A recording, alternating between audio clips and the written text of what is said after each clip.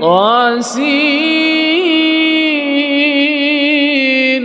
تلك آيات القرآن وكتاب مبين، هدى وبشرى للمؤمنين الذين يقيمون الصلاة ويؤتون الزكاة وهم بالآخرة هم يوقنون.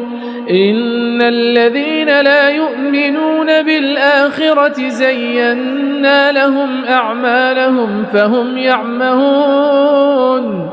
أولئك الذين لهم سوء العذاب وهم في الآخرة هم الأخسرون.